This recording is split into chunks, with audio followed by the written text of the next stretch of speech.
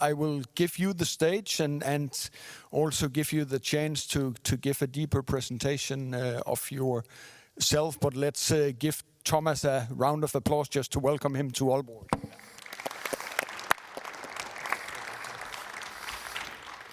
Thank you very much, Kenneth. Yes, a very short introduction. And first of all, maybe you hear by my voice, I have a little cold and I am very sorry for coughing in between. I try to do my best to get my voice done today. So I'm Thomas Horky, and as Kenny said, I am very, international the last years. So I'm very interested in diversity of politics, of culture, of media, and of sports.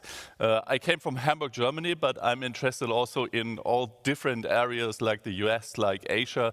And what I want to do today is give you maybe some thoughts, some ideas of what I call new media sports, and maybe some implications on that for sport management.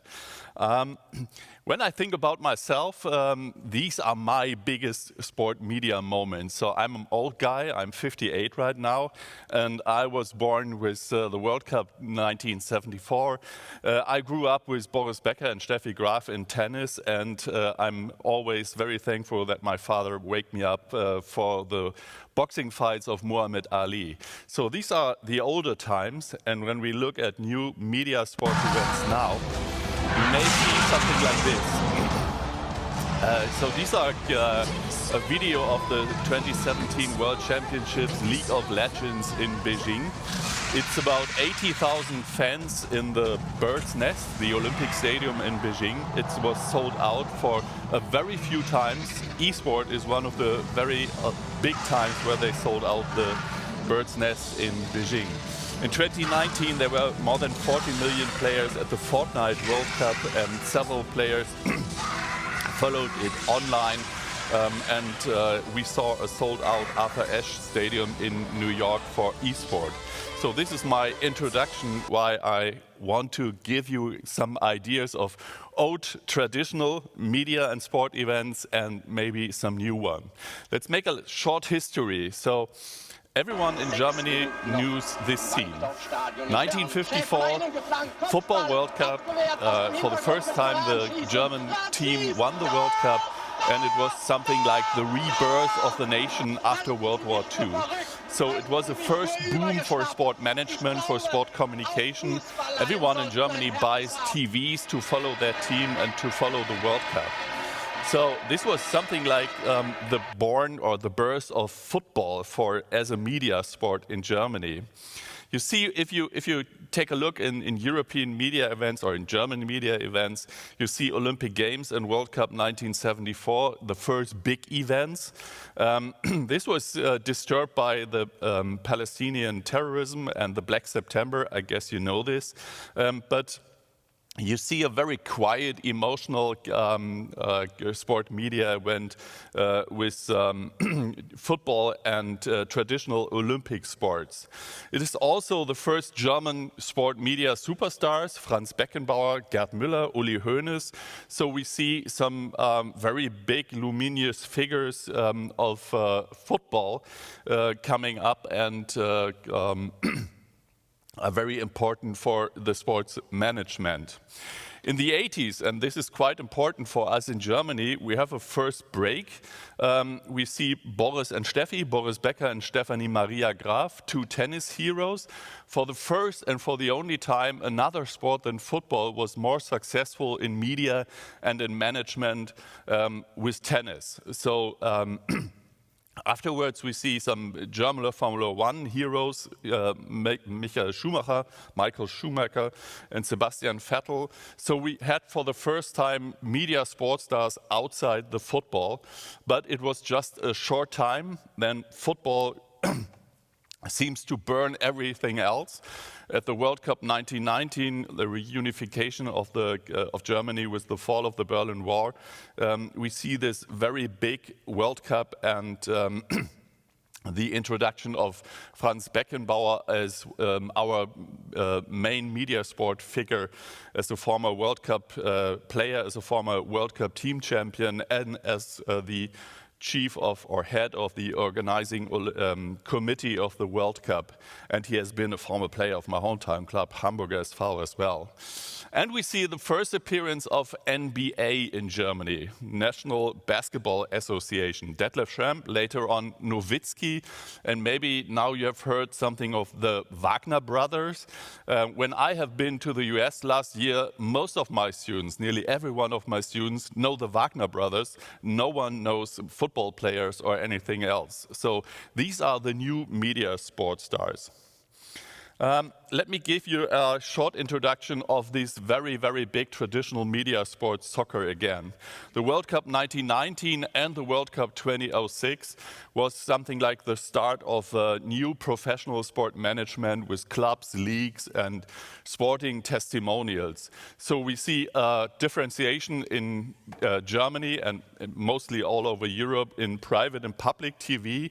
And these private TV channels and stations, they have to earn money and they buy the broadcasting rights, the media rights for football, for boxing, for Formula One and winter sports. So media sports races with technology and resumes as a business model that time. Now, everyone in Germany knows this scene. 2014, 60 years later, after the Football World Cup 1954, this is the biggest TV moment in German history ever. It's the Football World Cup final of Germany versus Argentina at the World Cup 2014. The Football World Cup final was the most successful TV broadcast ever measured in Germany. Not only sports, but ever measured in Germany. We have about 35 million viewers on average. The market share was about 86%. On this July 13. If you remember, there are a lot of public viewing spots outside areas where you can follow the Football World Cup in front of big screens. There were about 10 million, maybe 15 million people outside. If you count 82 million people in Germany, 35 in front of TV screens at home and 10 millions in front of big screens. So very, very much more than 50% of the German population followed this game on TV. So it was also a highlight for other media outlets as well. It was what we call the biggest media moment in German history. So the broadcast lasted about more than 9 hours. On Twitter, on Facebook, it was a highlight and the biggest moment in German media sport ever. So this tweet here from Schweinsteiger and Podolski is still the most retweeted tweet ever in Germany. So to sum up this very, very big impact of football in European countries, these are the biggest viewerships on German television at all. It's not sports, it's German television at all.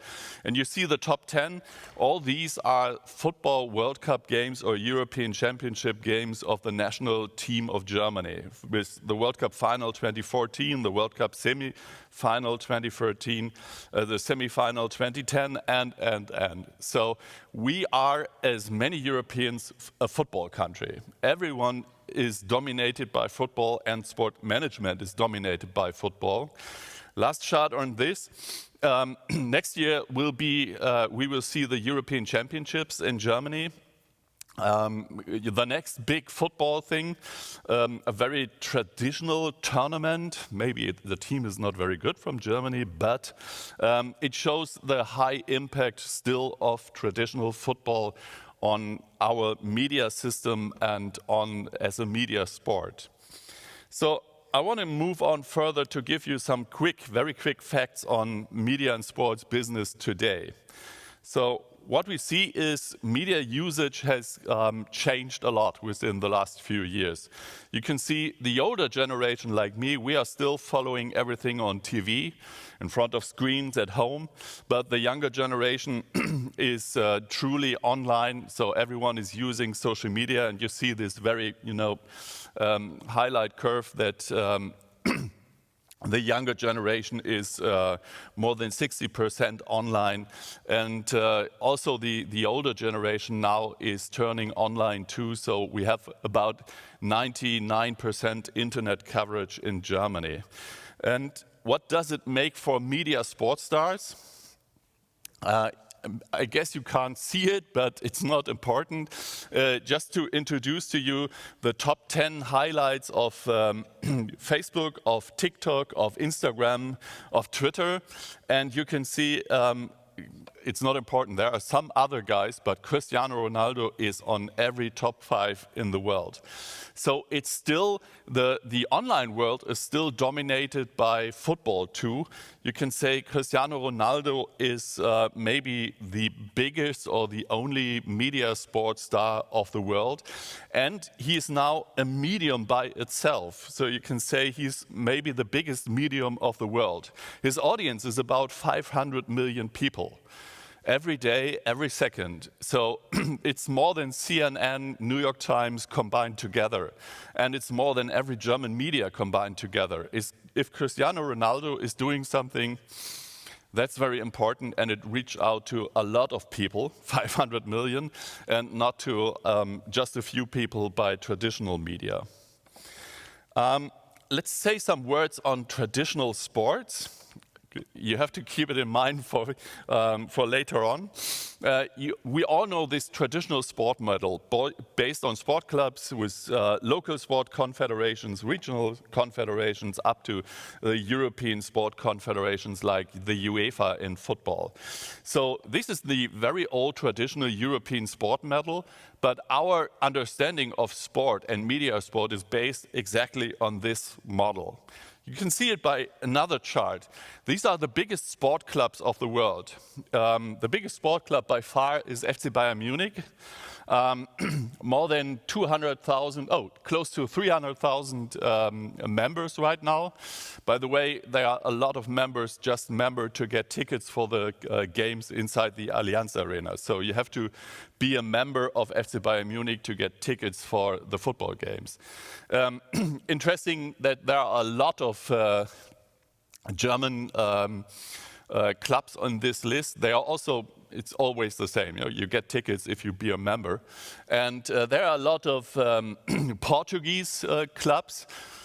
It's no surprise, because if you want to see your Portugal club playing outside an European game like Lisbon or Porto, you have to be a member to get the subscription rights for the broadcasting of the outside games.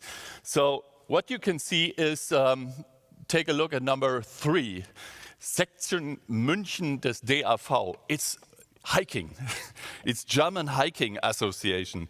So a lot of German people like to hike in the Alps, and so they have to be a member of the club, the Hiking Association, to get tickets to sleep in the mountains, in small cottages or everything.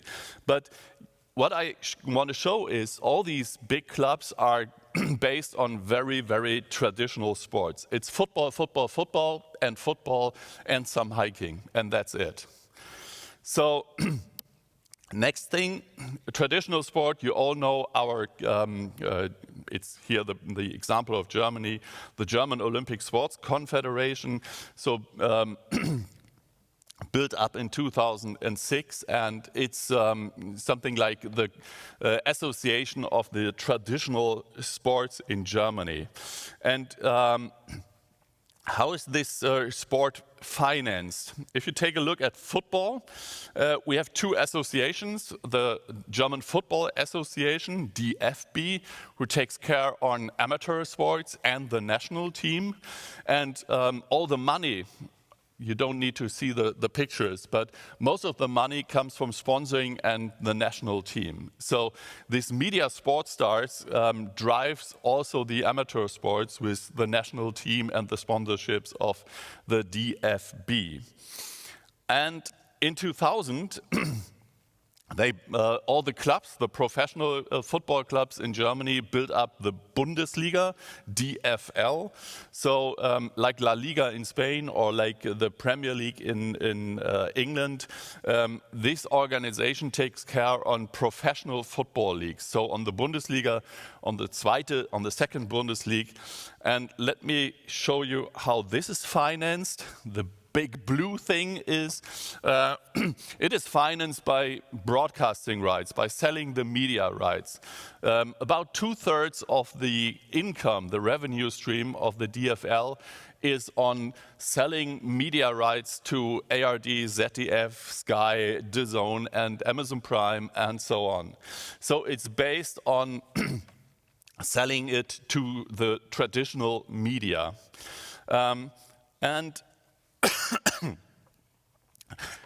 This is not the newest chart, but it's never changing.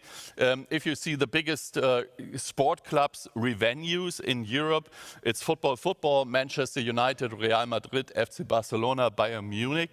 So it's also the money goes into football, and you see it by the sponsorships in Europe. More than or 2/3 of the sponsorship money goes into football, and all the other sports like ice hockey, ice skating, hockey, handball, tennis, basketball, it's very, very below football. So this means if you take a look on Germany or maybe all over Europe, we are all based on football as a traditional media sport with traditional media, selling broadcasting rights to television at home. The situation in other countries is quite different. When I was in the US, I was always surprised and impressed by the diversity of media sports in this country. You have the big NFL, you have the big baseball league, you have the big NBA league. So these are the 3 of the 4 biggest leagues of the world by revenue. NFL is way ahead of everyone. Baseball is on the downcreasing side, and NBA is upcreasing. But you see a much more diversity of media sports in other countries. I don't want to talk about Asia or other continents today, but I want to give you a little bit like ideas for modern times in sport management. And I want to just give you some thoughts to think about. If you think about modern sport media events, first of all, they are all very, very international. Think of the Nations League, the Football Nations League. I guess you all know about this, so I don't have to introduce to you this. But this is the idea of the UEFA to include smaller nations, to include new ideas of football, like the new competition, and for sure to make more money with this. But it's most of all, you see a lot of modern media events, very, very international, based in different countries and based on different countries, smaller countries included into the competition. You see what Kenny is very often talking about, the idea of a super league. So what is behind this? The idea behind this is to skip the traditional sport club system with including no relegation and closed leagues. So if you think of modern sport events, you see more and more like a closed shop system as we have it in the US, with not franchises, but clubs behaving like franchises and without any relegation. So this model just works if the clubs are definitely sure that they have to and they can stay into the Super League for a longer time. Due to sponsorships they can do. And relegation is very against this. So the new idea for new media sports seems to be no relegation anymore.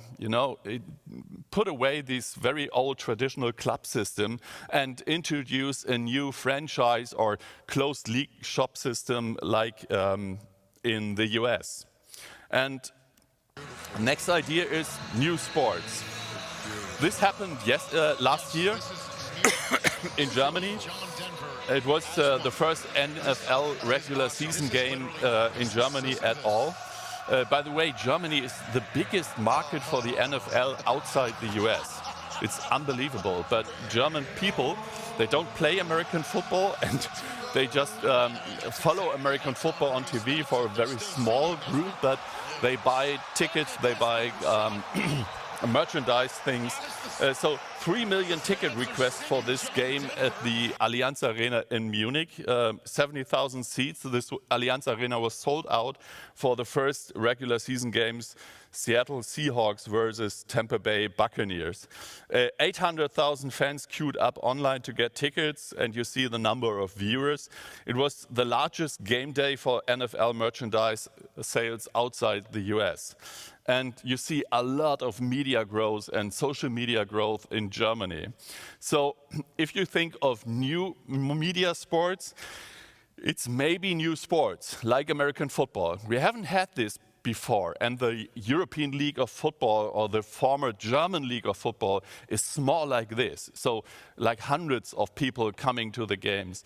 Now we see thousands and 3 million want to go.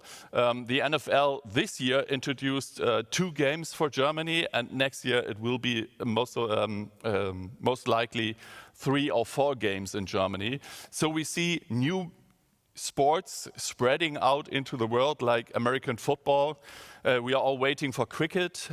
Cricket will go over to the US this year, the Major League of Cricket. So it's like introducing new sports into the traditional sports system.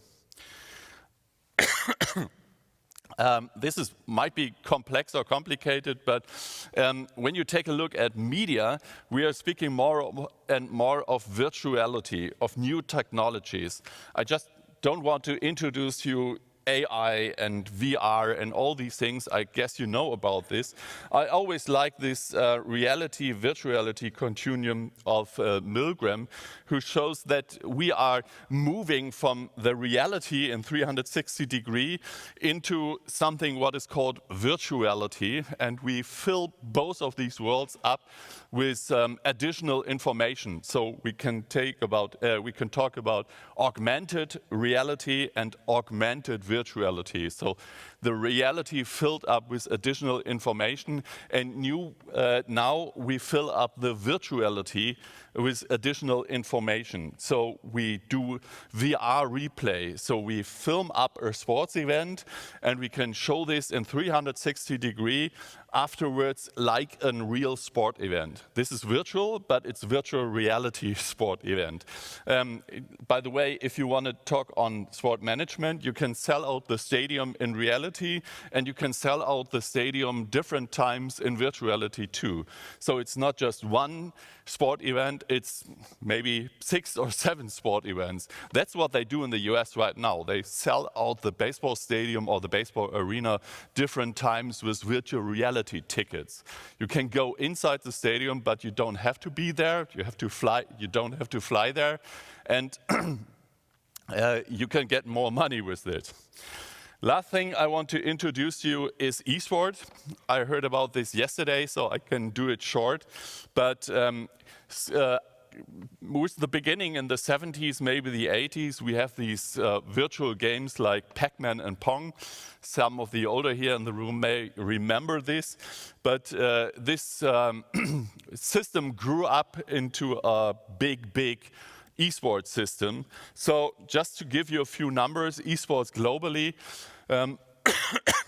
the total audience of esport right now is about 650 million people following esports. That is way ahead of every other sport. And it's growing, and it's growing, and it's growing. In Germany, if you ask the younger generation who is online on social media, most of them say, I'm more interested in esport than in the football Bundesliga. Because of, this is new, this is digital. And if you see the number or the games, the biggest game is League of Legends, Counter-Strike, Dota 2, or Dota 2, Overwatch. So this is not football. You hear or you see a lot of FIFA and now the new FIFA model of football leagues, but esport people doesn't like to play or don't like to play football. They like to play League of Legends, Valorant, Dota 2, Counter-Strike. So it's quite interesting. That's a different virtual world, this esport. The revenues, and this is quite interesting, the big green on the right side, the revenues are not coming by selling broadcasting rights to TV any longer. So remember, football is selling broadcasting rights to television. Now the most of the revenues, more than 2/3, is based on sponsorships. I will show you later on, they sell the broadcasting rights for free. You don't have to pay anything. So that's a new model from esports, that the revenue, the income of the sport is no longer based on media, traditional media, but it's based on sponsorship gained on free access to media. So revenue grows, you can earn a lot of money. And to end this up, the world is much more diverse than the European football model. You can see Asia Pacific is the big thing. South Korea, China right now. North America and Europe is just a smaller, so one quarter of the market. So the market right now is way more international, way more diverse than it has been on football, on European-based football. To end this up, I want to introduce to you what I think of models for media sport. Something more philosophical, but just to give you an understanding what I was thinking of. When we look at media sports, we always think of national sports like football in most of the countries of the world, but you can see Gaelic football in Ireland or Australian football in Australia. So we all have something like cultural heritage in different regions with national sports. And we think of niche sports, all these sports without huge coverage, and they have to often change the rules to stay in the Olympic sports canon or to be a sport as well. So like field hockey, my sport in Germany, table tennis or volleyball. So under the line, you know, nothing important, and they call themselves niche sports. And we talk about media sports, like popular sports in mass media with positive notoriety, like football in most countries, rugby in France, maybe handball and tennis here in Denmark, and esports maybe globally. So if we think now on these elements I introduced to you, like digital, international, virtual, and closed leagues, I want to let you think about what has shaped the media, the combination between media and sports. Last year, I was introducing a special issue on mediatization of sports, and today I just want to give you a very short thing of the third column, the sports figures like Franz Beckenbauer shaped into something like media figures. So these athletes became influencers like Cristiano Ronaldo, and they became media figures much more than sport figures. So on the level of interaction of movement of athletes, the world changed into a media world. On the level of organization and institutions, the sport organizations changed into media organizations. So if you look at Bayern Munich, they built up an own media organization to sell out all the broadcasting rights globally to the world. It's not even more a sport club, it's a media organization, a single entity of FC Bayern Munich, like Manchester United have done it, like Barcelona have done it. So every of these organizations build up new media organizations. And in the end, on the level of the society, we can see that media sport becomes a system by itself. So we see media as a sport. So it's not even the competition on the pitch, but it's more a virtual thing called sport, organized into the media world, and it is more like the media is running the sport and not the sport is on the pitch like movement of people. So if we think of this, we can differentiate different levels of media sports. You all know these, what I call genuine media sports or traditional media sport or classical media sport, like, you know, strong cultural heritage in society with a high degree of coverage in mass media and sporting success of national teams or national athletes. You know, football and tennis, very traditional, or we can say old traditional media sports. We see mediated media sports. Very bad word, but I don't find a better one. So media sports who are media sports just by the coverage in media. So if you think of some winter sports, ski jumping, biathlon, luge in Germany, very popular media sports, but the number of athletes in biathlon and luge is small, like a few hundred all over the nation. So it's a media sport just introduced by the media. You know, no one is doing biathlon in the afternoon, you know. It's just a sport for a few of hundred of people, and that's it. But everyone follows it on TV because it's a very good. You see winter, you see, you know, snow, you see nice landscapes, and you see people shooting inside, outside. So that's very crazy. It's like a media sport just by the media. So it's a high degree of mediatization. And by the way, we see more and more sports media games like poker, snooker, darts, so former board games or leisure activities formed into a competition to show it on TV. There is no really cultural heritage or something like this. So it's just, you know, to introduce the fans, all the society outside into the games. If you follow poker, you can play with the high poker games, poker stars by yourself. If you follow darts, you start, and it's not a closed shop system of a few professional athletes, but you can turn into this sport. So this is a new way for media sports. And the last is what I call virtual media sports. So remembering all I have said today, new management skills is we have international teams and an international audience. It's digital from the beginning. It's global sponsorships because it's international. And by the way, it's English language driven. All the media coverage is in English language, and it's okay with everyone in Germany or in Denmark that is in English.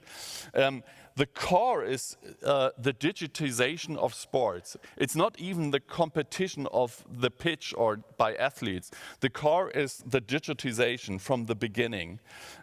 This is maybe the end of the traditional sports model when action sports and gaming are staged by media in a competitive surrounding.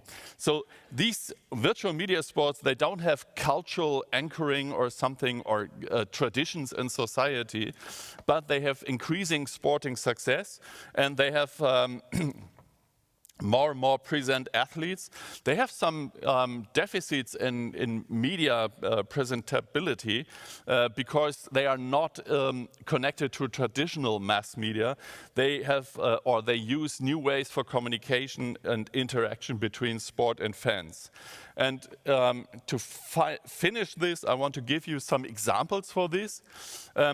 We already talked about esports, so you can see the next step by the Olympic committee, highly connected to the esports system this year, the last year. So you can see, if you follow the Olympic discussions the last years, they are going fastly into the esports section. They introduced this Olympic virtual series. They do it with traditional esports now, but you can guess in the next years they will think of League of Legends or something else in the future. So if the Olympic, the very, very traditional Olympics from the 70s and the 60s, if they change to esport, this will definitely change the media sport world. Maybe you have heard of the drone racing league. Very, very important, very interesting, with high sponsorships. The German Post give a lot of money. They have huge sponsorships and huge mass media coverage. And who are the athletes? You know, there are people down there somewhere sitting, and they drive their drones, or they fly their drones into a course, and this is the competition filmed by mass media. It's very, impressive if you follow this drone racing league, but it's not an traditional sporting competition on the pitch. It's like media, it's like a virtual media sport coming up into this world. Maybe you never heard of Extreme E. I guess you all heard of Formula One. I guess you all heard of Formula E, driving Formula One with e-cars, with electric cars. But the new model is Extreme E. Extreme E means they are driving Formula One cars, e-cars, out there in the nowhere, so by the way, in the Arctic, in the desert, without any spectator. Spectators are not allowed. It's just for YouTube coverage, streaming coverage, and they want to show the impact of sustainability of the Formula One. So these new media events is driving the Formula One without any impact on the environment. A little bit crazy if this really sports, but it's a new way of doing virtual media sports event out there without nothing, no spectators, no competition. It's just a small crowd introducing sports to a virtual big crowd. So Formula Extreme E is a very crazy thing and a very new thing, but it's happening, and there's a lot of money in it because the sponsorships, the companies, they want to show, okay, we are doing something for sustainability. We are doing something for the environment. We are doing something by sponsoring a sport event, which is not a real sport event. And last thing on this is the Kings League. Maybe you've heard of it. I hope you have heard on this, because the Kings League, organized by Gerard Piqué, a superstar from FC Barcelona, or former superstar from FC Barcelona, first organized in 2022. It's not a football league. It's something in between esport and traditional football. So it's a combination of people or athletes really playing football, but it is streamed for free on Twitch and TikTok and YouTube.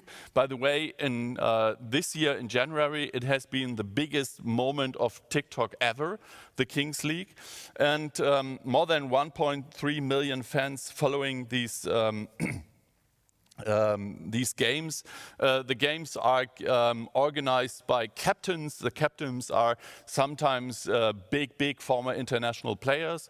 Sometimes they are big YouTube streamers or Twitch streamers.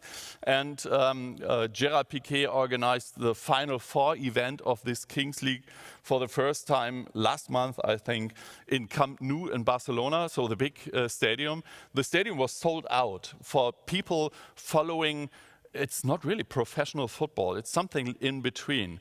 The fans can interact with the games. They can show. The players have to draw some cards with action cards, what they have to do. So it's a new way for sporting events. It's what I say hybrid sport events. So a combination between virtual sport event and a real sport event. The Kings League will introduce the Queens League this year, so women's football. And I think that this is what we can say a new model for media sport. So a hybrid event between the very professional football and the new virtual e-sport, digital, international, global world of media sports. Just to end this up, we do have in Germany a new sports team. This is really a sports team. It's called Delay Sports. It's in Berlin, and it's organized by a very big Twitch and YouTube streamer. He is connected to a former professional football player of the Bundesliga, and they started up in the lowest sport class for football leagues in Germany. They won every game 20-0, 50-0, because they are really, really good players. All the other teams are very, very happy that this team joins the league, even they lost the games, because there are more than 2,000 people coming to the games in the lowest league of Germany right now, because these are Twitch streamers, and this is the global international new sport world. So there's some new ideas coming up where the combination between the real traditional old media sport football is connected or combined to the virtual media sport world, digital, international, and very, very, virtual. That's what I want to say to you today and give you some thoughts to think about new media sports in the virtual world. Esport is just the beginning. It will be a hybrid sport world in the future. Thanks a lot.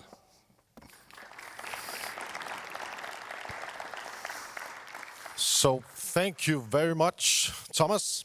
There are time for some questions. If some of you have a question, please just raise your hand. Or maybe think about it. Okay. Kenneth, you have a question? Who's playing esports here in the room? Let me raise your hands. Who's playing esport?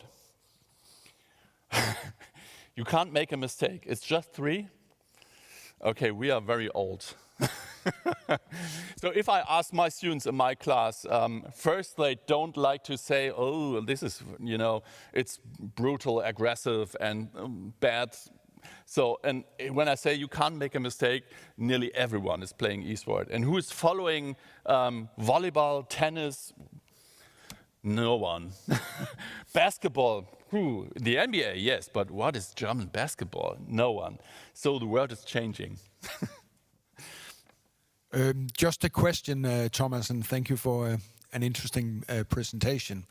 You showed an illustration about young people turning more to the digital and online space. So if you were to give advice to, for instance, a traditional media platform such as Sportsschau, what would you say to them to avoid losing relevance over time? So they asked me several times. Good question.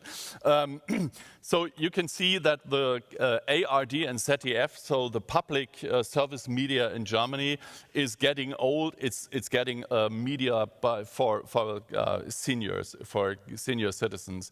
The age. The average age of ARD and ZDF is way ahead of 65 right now. They are turning to 70 right now. So these are old people following ARD and ZDF. If I ask my student, no one has public service media at home. They all use live streaming.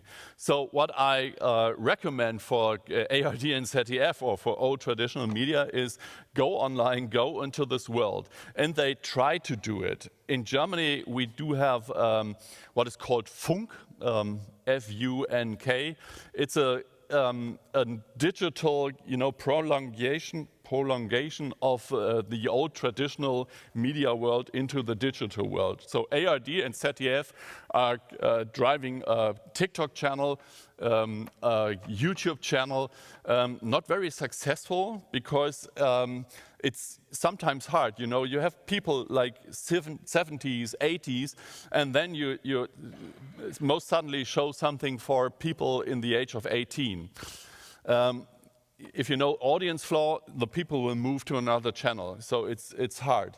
But there are some examples, and the Sport Show, you mentioned the Sport Show, they are running a YouTube esport channel right now. Not successful, but you have to go into this world. And a very good example and successful example is the daily news show in Germany, the Tagesschau, one of these very old traditional news shows. They run a TikTok channel right now, which is one of the best and the most successful TikTok channels in Germany. So there is a way to move over to the digital world, but they have to do it. Much more they do it now, because they will definitely lose all their audience within the next decade. Do we have other questions? Or else I actually have one I want to finish. We can finish this session off with, because Thomas, at the end you mentioned the Kings League, and you mentioned that some of these team captains are social media personalities, right? So I used to follow boxing. I used to watch a lot of fights and everything. Now it seems like it's reality stars who fight boxing legends who are not active anymore. And I think it's a bit of a shame, of course. But do you see a kind of a change in power, or could we see in the future that social media stars will turn into sports semi-professionals just because they have a huge following? Or will we always have this, what can we see, purity and respect for the people who can excel at what they do, so different types of sports? So it's a good example, boxing, because we have two different events in Hamburg this year. We have had two different boxing events. One was a traditional boxing event, like people fighting each other in a dark hole, in a dark arena. They are, I think, maybe a few hundred people following this. Boxing is something, you know, keep it for the Olympics and for people like us, older people. And we do have a new boxing fight between Twitch streamers. So they are not really athletes. They have a stomach like this. And they train some weeks to do some boxing. And the boxing fight of these two Twitch streamers was inside the Cologne Lanxess Arena as an event for about, I think, 20,000 people, followed by more than many millions on the internet.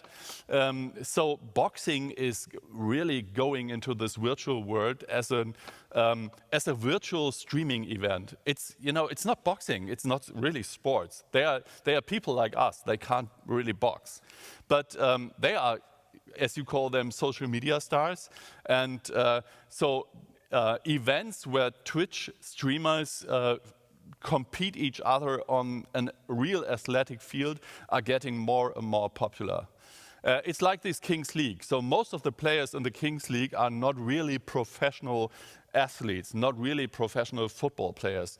They have a very professional team captain. Some of them are very good. This guy with the mask on it, we all don't know who he is.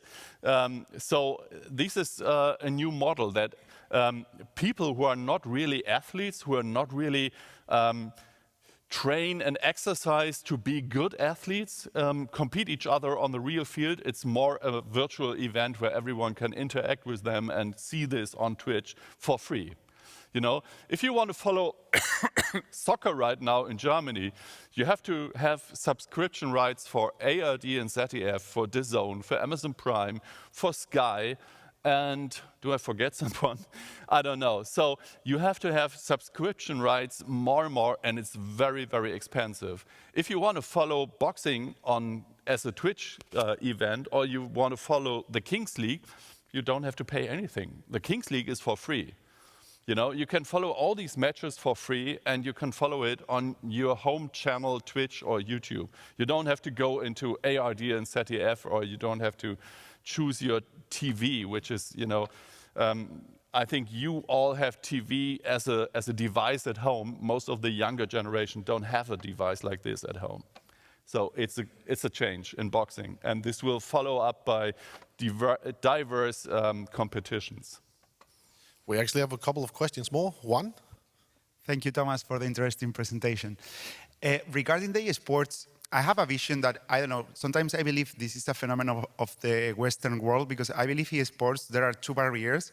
One of them is that you need internet and a video console, like devices which are mostly being sold you know, in the Western world or in developing countries to high-end, like A+ class.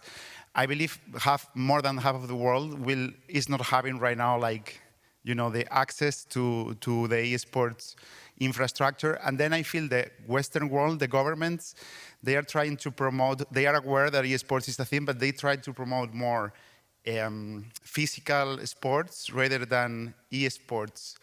So I don't know how you see this is going to evolve, or what do you think about this, if it's going to really grow, or there are some barriers that will make the esports not to maybe grow really, really high or fast? Sorry, I can't hear the question very good. Your question is what? That in developing countries, a lot of people, they don't have access to internet or to PlayStations or to consoles. So I don't know if I feel this is a barrier for the esports to really grow. And to play football, you just need a ball that every other kid, you know, can find in any neighborhood. So I think this is an important barrier, and I don't know what do you think about, you know, like this kind of barriers. You mean the kind of barriers by technology to getting access to the internet? So if you see, most of the continents in the world are much more digital than we are in Europe. So, but they are mobile. So the PC infrastructure in most of the continents is very low, and this might be a barrier.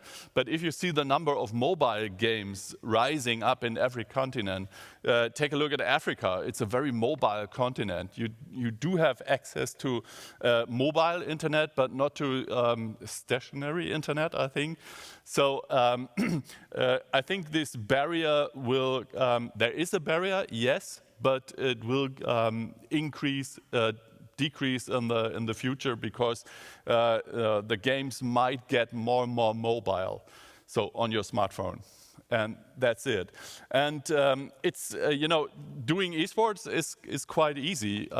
You just have to go online and you can play. You don't need a field. You don't need 11 players on one side, 11 players on the other side. You can play with your friends in South America, in North America, in Asia. So it's a different world, and it's a maybe easier world to do sports. And when I mentioned this model of delay sports in Berlin, where YouTube streamers and professional players really play football, it's interesting. The Berlin Football Association, so the clubs association, they have rising numbers of real football players, because they all see and follow these football games of delay sports online at Twitch. And they say, oh, I like to play football by myself. I want to do this. So it might be a good idea to connect to the digital sport world, to get more and more people become a member of a sport club, to get introduced to sports as a real sports for the first time. So it might be a good idea to, you know, you are from La Liga, to improve sponsorships and ideas and organizations of traditional sport organizations, including e-sport or digital or virtual sport worlds, because you can get your kids to real sports afterwards. This delay sports is the biggest moment for real football in Berlin since years. It's better than every public campaign of the Berlin Football Federation ever. Thank you. I think we have time for last question. Beforehand, you said that looking at the Kings League was free. From my point of view, nothing is free. You pay with your data. Speaking of data, I think the numbers of your German football numbers are not exact, I would say, because you're missing out of the digital part, selling of data, advertising of data, the turnover of what is the Facebook, the Google, the YouTube. And I think that number is somewhere in the region of 1.5 billion euros at this moment. What's your comment? So yes, you gave your data away to companies, but when I ask my students, they don't care really. So the data is online, and they don't care if they gave the data to Twitch or some other streamers or to companies. So yes, you have to pay for it, but on the first decision is, do I pay for subscription fees for DAZN, ARD, ZDF, Amazon Prime, and now Dine is introduced into Germany. So it's hundreds of euros you really have to pay, and these data, you don't see it.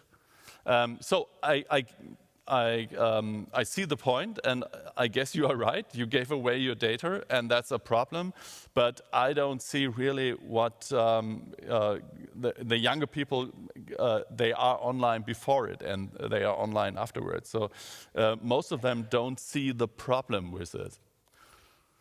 And if you see the Chinese world, you know, we are heading to a very, very datafied Chinese world. If you see what they are doing with these data, this is crazy, yes. I think, Thomas, this marks the end of your presentation. Thank you very much for an insightful journey in terms of the sports media nexus. Let's give Thomas a round of applause. Thank you.